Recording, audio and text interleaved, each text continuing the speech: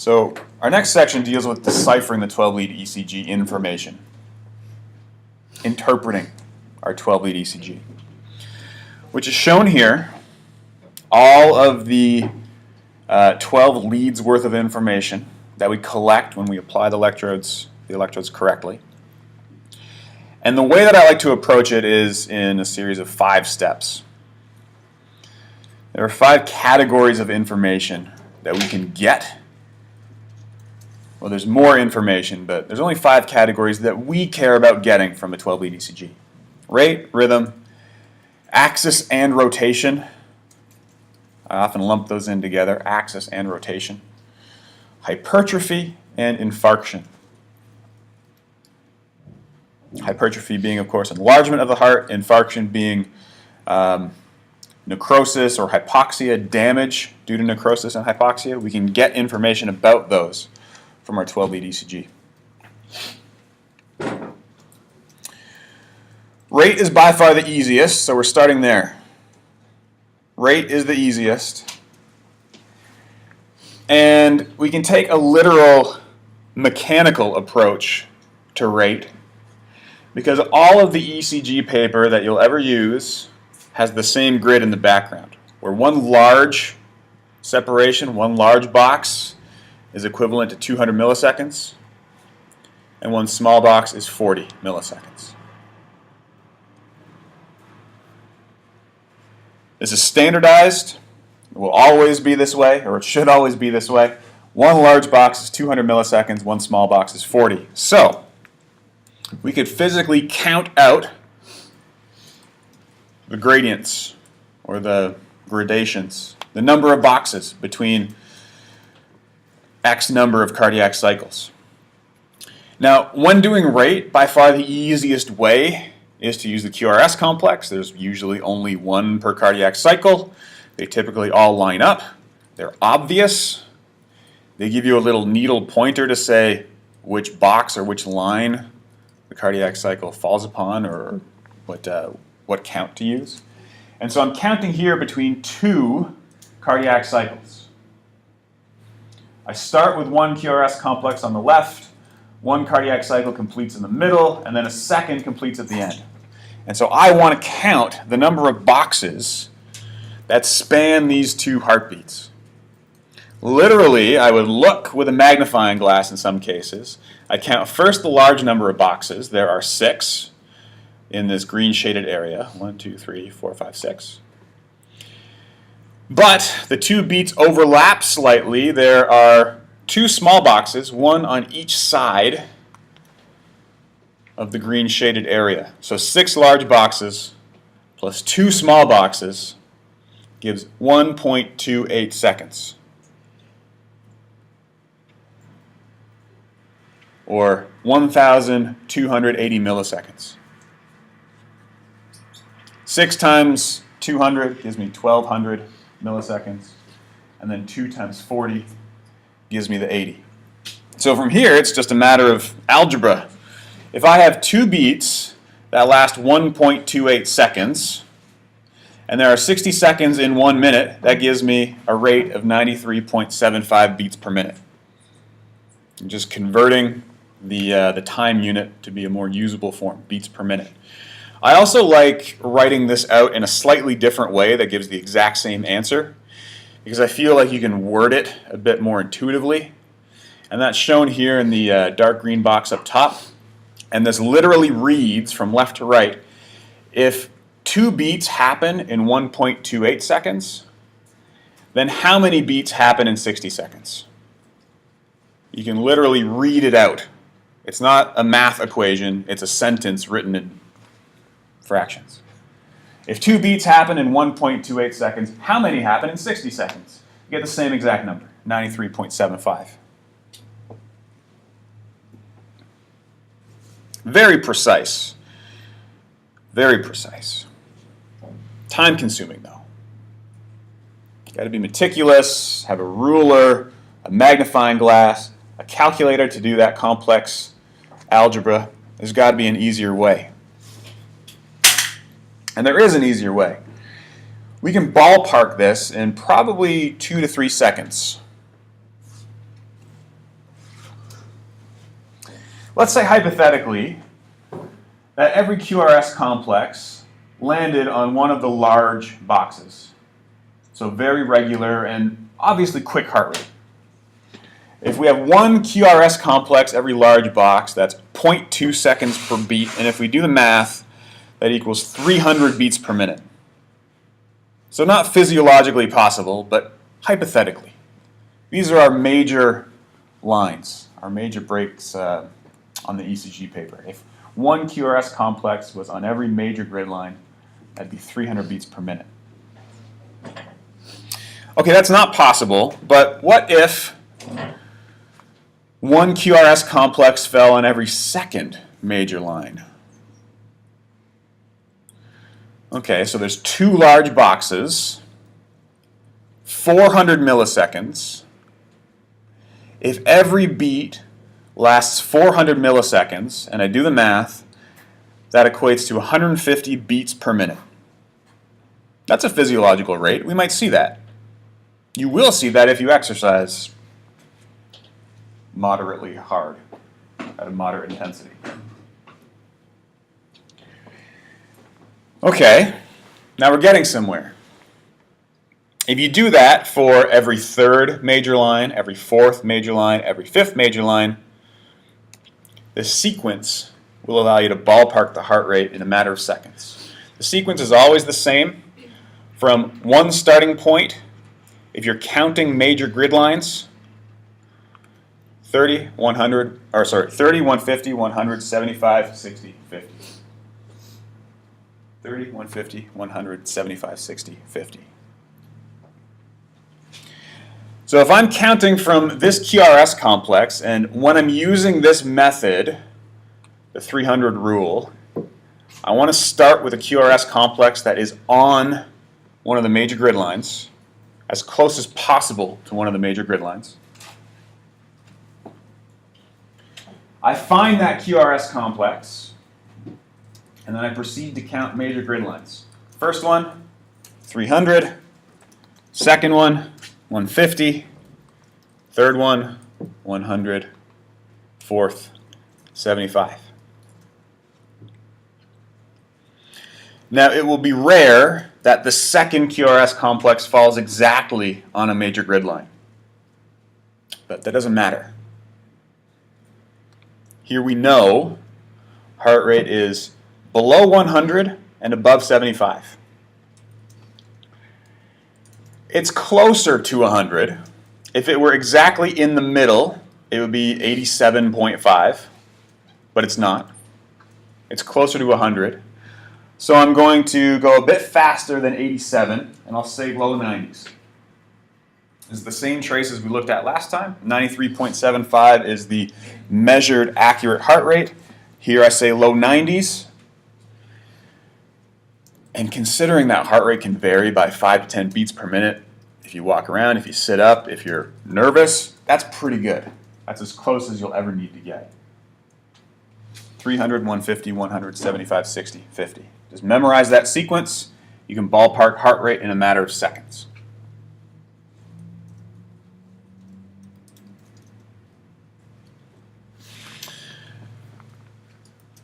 Much easier, but it requires you to memorize something.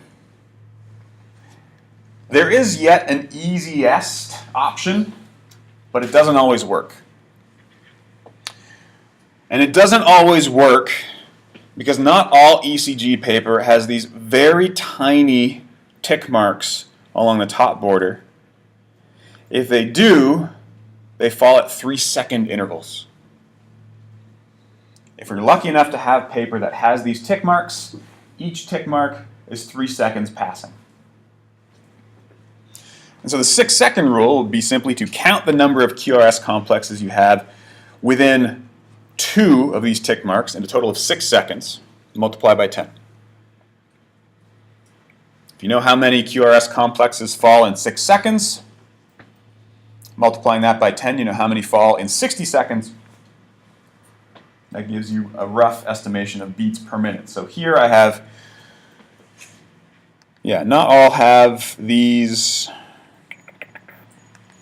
If you don't have the tick marks, you have to count 30 large boxes, which is far too much. But if you have these tick marks, 1, 2, 3, 4, 5, 6, 7 cardiac cycles within the brackets of those 6 seconds, gives me roughly 70 beats per minute.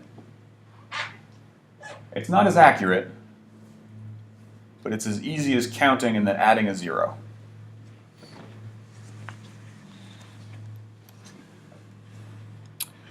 Who wants to try it with the 300 rule?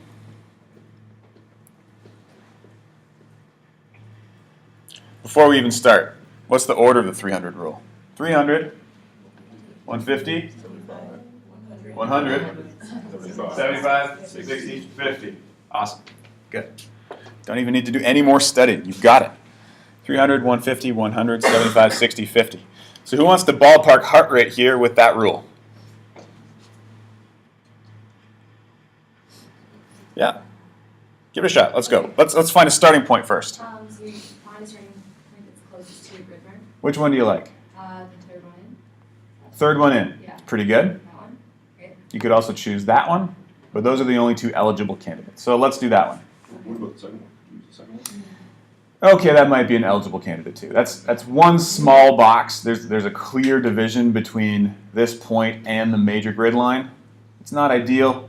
It'll work in a pinch. This one's better. I'd say that one's the best. But let's start here.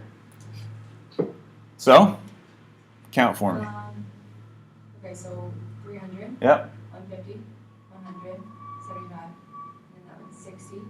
So between 60 and 75. Between 60 and 75, is it closer 75. to 75? Okay.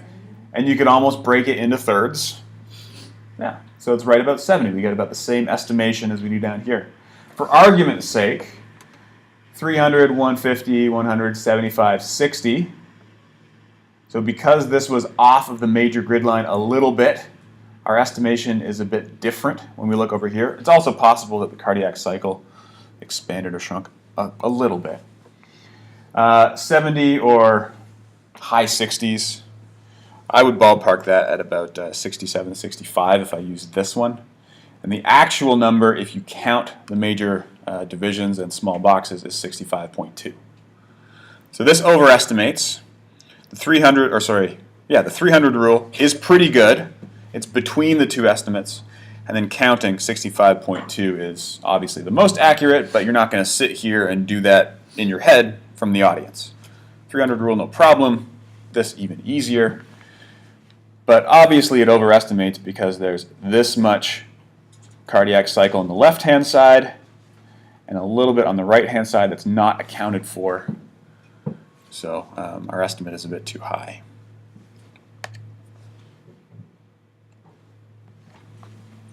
Any more volunteers? Who wants to try this one? Let's try rate. This is actually different. Well, it's obviously different from the first 12 ECG trace. Who wants to try rate here?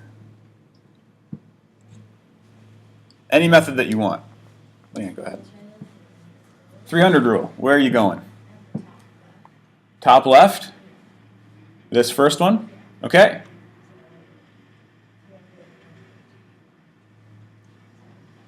Okay. Maybe high 90s. Okay. It's less than 100, higher than 75, closer to 100. High 90s, mid 90s. I'd say mid 90s probably more likely, but you're definitely in the right ballpark. You can do that anywhere. You could start, for instance, down here. Actually, no, you can't because that overlaps between AVF and V3. Where's another good starting point? That looks pretty good. Pat, can you go backwards from a value as well? Or would that be... Yeah. Like, Yeah, why not? That one, Good point. Number 3, like the 4th one in, the 3rd lead. Is V3? really good. No. 4th one in? Like the Roman numerals 3 and then the 4th P Okay. is pretty good. And then could you go backwards? Yeah, from that? absolutely. Okay, cool. 300, 150, 100, 75. So still Really mid to high simple. 90s. Yeah, it's just reframing how you think about time passing. Absolutely, you can go backwards if you want to. But you can't overlap leads, like you couldn't use that one to go forward. Can't overlap because all of these will be generated in tandem. simultaneously. That's the word I'm looking for. And if you end in the middle of a cardiac cycle and you start over again, the time between these two cardiac cycles is not related to the cardiac cycle. It's larger or smaller depending on where the beat ends at the end before you loop back over again. So where's a good example? There's no space here between these two aspects. There's a fair amount of space here and probably even more space there. Shouldn't overlap leads. Could go backwards about 95. Actual, if you count them out, is 90.9. If 6 large and 3 small boxes lines up for 2 beats, which is generally true. So we were a bit on the high side, but that doesn't matter. Functionally, we're in the same ballpark. Let's try example 2. Count backwards if you want to, or forwards, but not overlapping. Sadie, you want to give it a go?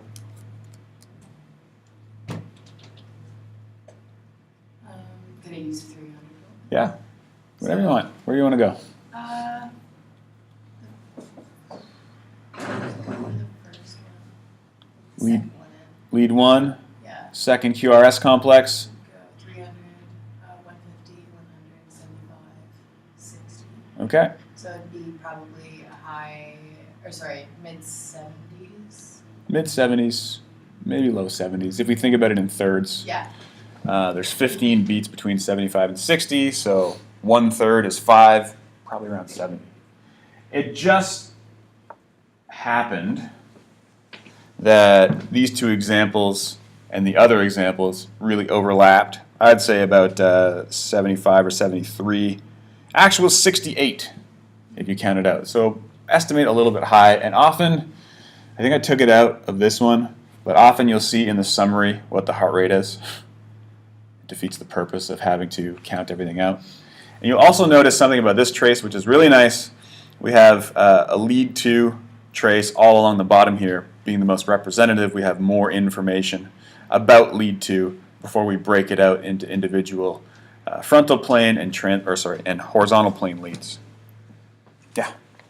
Because you know that it usually overestimates, should you still, like how she said low mid-70s, based on what she was reading, could you then be like, oh, I know it usually overestimates, so I'll say it's like closer to Yep. high 60s, or would that, you still go by what you see? You know what I'm trying to say? I would still go by the ballpark. Yeah. I'm not sure if there's always an error. Right. I think the error is more likely that when we see a little sliver, we don't give it as much room as we should.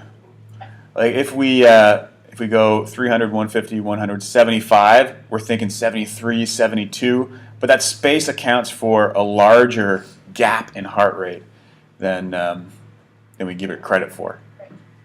But a smaller gap than like the 300, 150. Certainly a smaller gap than if you had a faster heart rate. The individual divisions here cause a much larger error if you're off, and the slower the heart rate, the less that error will contribute to your estimation. But just the space between the two, I don't think we're as good as estimating as we should be, or as we could be. But it's still close. It's within 5 beats per minute. Yeah. So that's rate. Easy, right? Ruler, most accurate. You can count the number of boxes, small and large. Calculate the actual rate to the 10th of a decimal point. But physiologically, we don't get much more information than we would if we use the 300 rule. Generally fairly accurate. It's fast with practice or with memorizing the sequence. The 6-second rule we could use a lot more easily. You don't even need to practice. It's just counting. You've done that your entire life. But it's not as reliable, and you don't often have those 3-second tick marks that allow you to use the 6-second rule effectively. And clinicians in practice will often use the 300 rule. They really only care about ballparking. They want to know high versus low versus too low, and they don't care about 90 versus 96. ballparking is really of more clinical importance, I suppose. And then if you need a more accurate measurement, you can measure it. So that's rate. We got one of our 5 down. And we have, what do we have? We have half an hour. Is that right? Or 20, 25 minutes? I forget.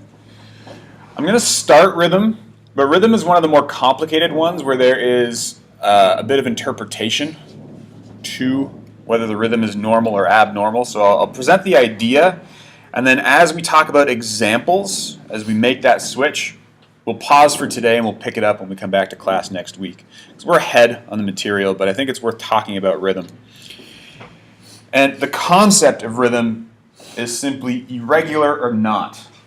Normally, heart rate is regular. It can increase or decrease, but it does so in a uniform manner, generally. That is, the space between beats might be closing, might be accelerating, but between successive beats, there's not large variation. Rhythm also refers to that all beats tend to have the same features. They all have P waves, QRS complexes. The intervals are of the same duration or similar duration. If any of those characteristics are missing, that's indicative of an arrhythmia, an abnormal rhythm. So time or characteristics of the ECG trace.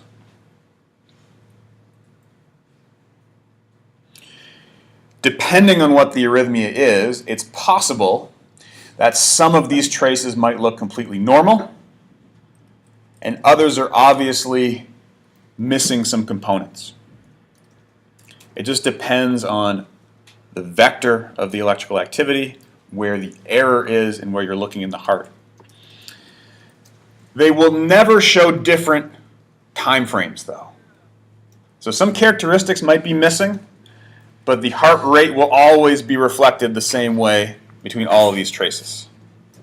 QRS complexes, if they're there, will always fire at the same rate. But some aspects might be missing, or more pronounced in some, less pronounced in others, inverted in some, and we'll talk about what those situations might be as we go through a detailed exploration of rhythm. Now, more often than not, a change in rhythm or an arrhythmia is due to some degree of what we call heart block. Heart block is the most severe case where the electrical activity is disrupted on its path from the base or the top of the heart to the apex at the bottom. Heart block describes that the electrical conduction is obstructed somewhere. Now, the location and the magnitude will dictate the severity of the block. If the signal is delayed, it's a minor block. It's not even really a block in the sense of the word. If the signal doesn't get through, that's a block by definition. But the signal can simply be delayed or suppressed, and those describe less severe heart blocks. We can have blocks occur at many different points in the heart. And I think commonly, the AV node is a site where we'll observe blocks if there are blocks, delays if there are delays, or suppression if there is suppression. AV node is a common place to observe different grades of signal obstruction. But they can occur in the SA node, they can occur in the ventricles themselves. Collectively, if there's a block in the bundle branches or in the Purkinje fibers or the tissue of the heart, it's just called infrahissian, which simply means below the bundle of His, the point where the bundle branches diverge. That whole area is collectively referred to as the infrahisian area, or if there's a block, it's an infrahisian block. But otherwise, if something happens at the SA node, it's an SA block. At the AV node, it's an AV block. There are different severities of block in each location. So if you figure out the location, there's often first degree, second degree, and third degree block at each of those locations. And those are listed in increasing order of severity. First degree, less severe. Third degree, more severe.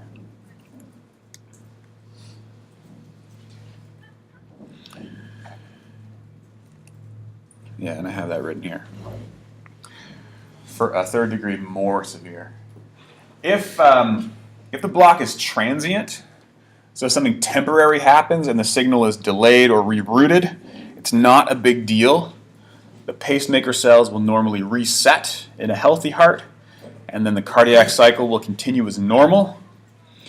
But if there's a regular arrhythmia, where there's clear damage to one of the pacemaker cells or regions of the heart, then we can fix these blocks or the suppression by adding an artificial pacemaker, which is simply usually a device that will regularly stimulate the local tissue to cause an action potential. Sets the pace, makes the pace.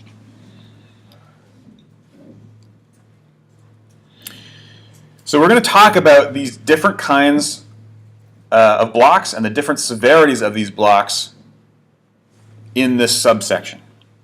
And that's why we're going to take a break after we introduce the idea of blocks, because we're going to look at first, second, third at the SA node, first, second, third at the AV node, and so on. Or at least the major types of blocks at each location. Yeah. So pace meaning rhythm, not rate? Pace meaning rhythm. Yes, pace meaning rhythm. You will end up setting rate by implanting an artificial pacemaker as well, because of the rhythm. But here we're focused on the regularity of the rate. Does that make sense? Rhythm is the regularity of the rate. They're very closely related, but we're not talking about the count, we're talking about the organized structure.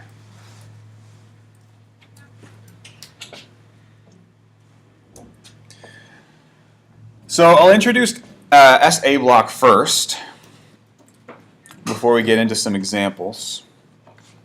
And this is characterized by some disturbance in the propagation of the potential from the SA node to the rest of the heart. So there's some reason that the signal doesn't get through. It either doesn't reach the ventricles, or it reaches the ventricles too late, or it doesn't come along the expected path. Those are all examples of SA node block.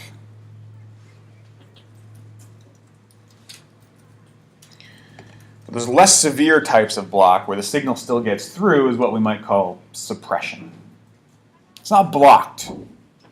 You don't stop it completely in any but the most severe case.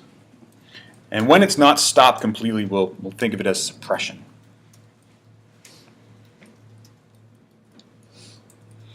Now, being the main pacemaker of the heart, the SA node is tasked with setting heart rate. But if it ever cannot do that, it's not the only pacemaker cell.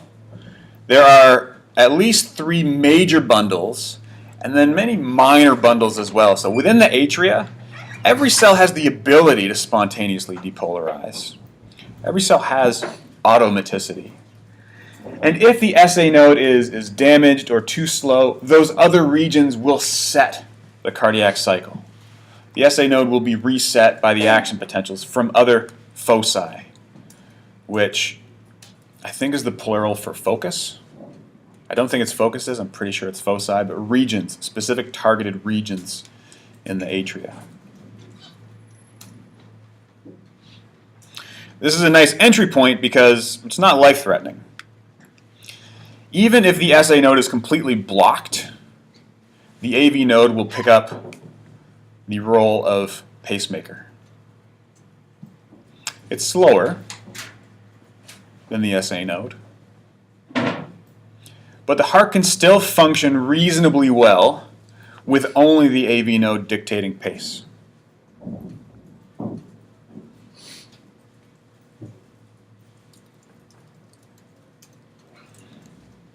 If we do need to treat it, though, we can implant a pacemaker into the SA node. So, why is it not life-threatening? Why are we okay with the AV node dictating the pace of the heart? Shouldn't we miss out on a lot of the cardiac cycle if the SA node is not doing its job?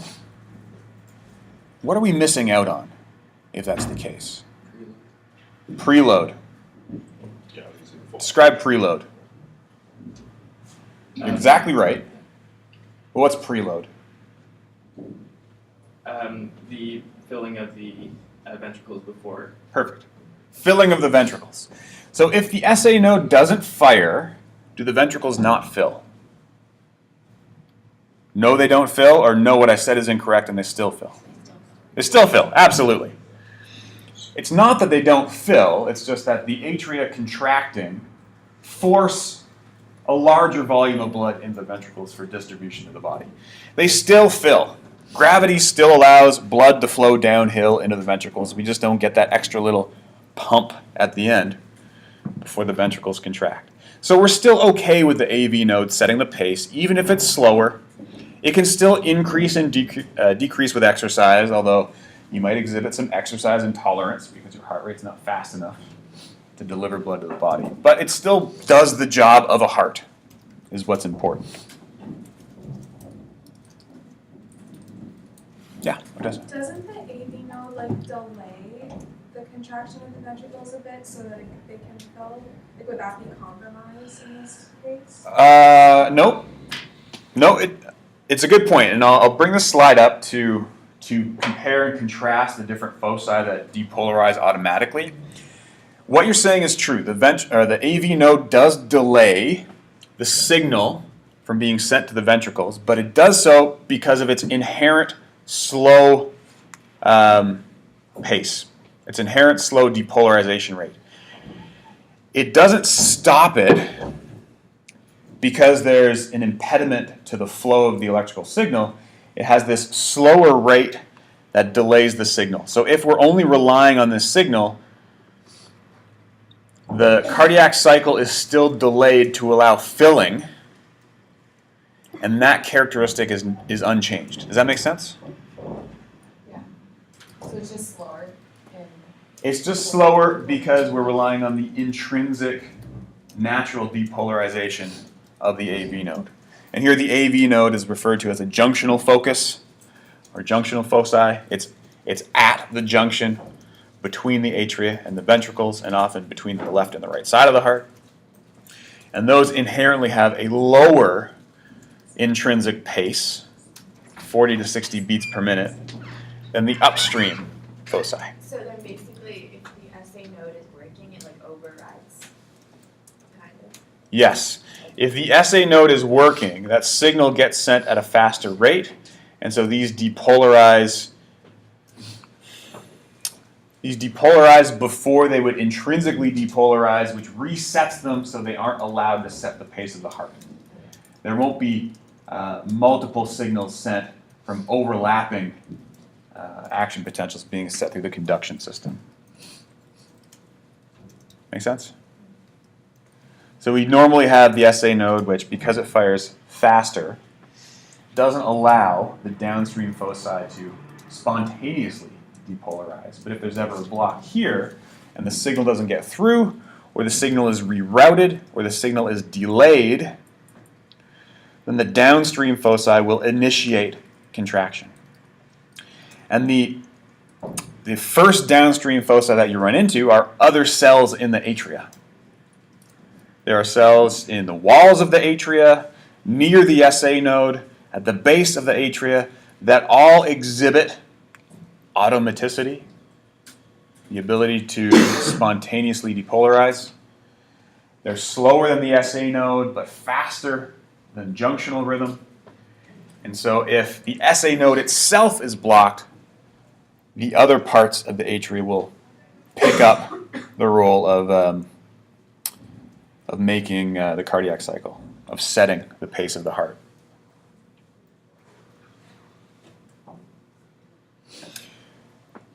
I think all of that agrees.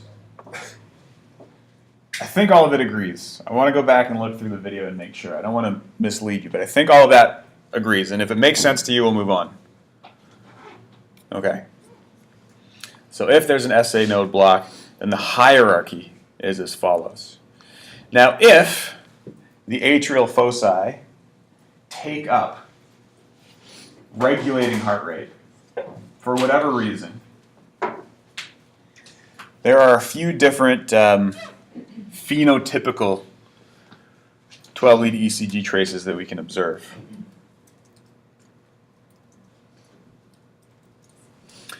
And I'll describe them in brief, but then we'll stop. We're not going to look at the traces today because it starts to get a bit more complicated.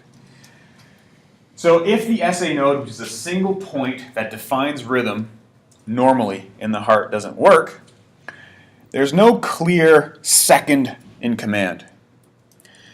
The atrial foci will vie for who gets to set the pace of the heart. And so you might observe what's called a wandering pacemaker. Maybe it's cells in the upper right atria that set the pace for one beat, and then cells in the upper left corner of the right atria for the next beat, and maybe the left atria itself initiates depolarization for the third beat. And so the initiation will seem to move around. The starting point of the cardiac cycle will seem to move around. And it will look different depending on which lead you look at. The P wave will look different because it's coming from different places. You can tell that with a 12-lead ECG. If they don't take turns, if it's not ordered and multiple foci are trying to activate at once, if they're aggravated for some reason, like if there's an ion imbalance, hyperkalemia, which is too much potassium. If there's multiple foci that are trying to activate at once, you'll see overlapping P waves. P waves will collide as they originate from two different places and try to initiate heart rhythm. One is not reset by the other, and that's called multifocal atrial tachycardia. Often a quick heart rate or multiple P waves that come from two different foci. In the extreme case, we observe atrial fibrillation. And fibrillation is, we already know this to be a bad word, even if we don't know what exactly it means. If you go into cardiac arrest and you have to use the defibrillators, it means you're on the verge of death. Fibrillation is not good. You want to defibrillate. Fibrillation is massive, rapid, conflicting electrical activity in the heart that's unorganized. Rapid firing in all directions with no clear sequence of events. And so as far as the atria go, what does that mean? If there's no clear sequence of events, that means there's no direction of blood flow from the atria to the ventricles. So as far as fibrillation goes, not the worst case. It's like the SA node were blocked and the AV node were setting the rhythm. We don't get that preload that we would normally. But if this occurs in the ventricles, very different story, and we'll see that coming up. So uncoordinated activation of the electrical activity in the atria. That's what fibrillation means. Yeah. So there's no, or there is a hierarchy, but then if the SA node isn't working, there's no clear second in command? There's a class of foci that will activate next, and those are the atrial foci. The cells in the atrium will depolarize more quickly than the rest of the cells in the heart, so the cardiac cycle will start there. But as far as differentiating between what point within the atria, which cells are responsible for initiating contraction, there's no clear second in command. Just the class of atrial cells themselves can do it. And that's why they will start to compete, and the pacemaker will move around, or multiple foci will generate potentials at once, or everything is discombobulated. Good clarification. Yeah. So atrial fibrillation, kind of like all the different cells are firing at all different times, Yes. sort of. Yes. And that's across both atria. Both atria, but in the atria. Yeah. Hopefully, the AV node still does the job of regulating passage of this signal through the ventricles. And so the fibrillation typically will stop here. Does the electrical signal that is going from the atrial foci, will that like lead, because like the SA node sends a signal to the AV node, Yep. will the electrical stimulation from the foci stimulate the AV node too? Yes, everything collects at the AV node. It'll collect. Yeah. There's So then- very little yeah. spilling over through the muscle tissue itself. That does happen, but it's not nearly as fast or as forceful as following the electrical conduction system. If there's a little bit, it's overridden immediately as soon as the ventricles depolarize. Yeah. So then could atrial fibrillation cause ventricular fibrillation because of that? Great question. Possibly. Okay.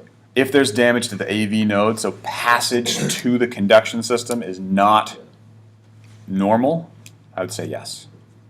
But generally we think about them as separated. And it's damage to the AV node that causes ventricular fibrillation specifically. We'll get there. Yeah. I'll show you what it looks like. So I've described them. I'm going to leave it here. I think we're probably out of time anyways. I think 9:25 is when we end. So we'll look at examples of this when we get back to class next week. Then we'll talk about ventricular issues, infrahisian issues, and we'll look at traces that typify these issues as we move forward. All right? So have a wonderful weekend.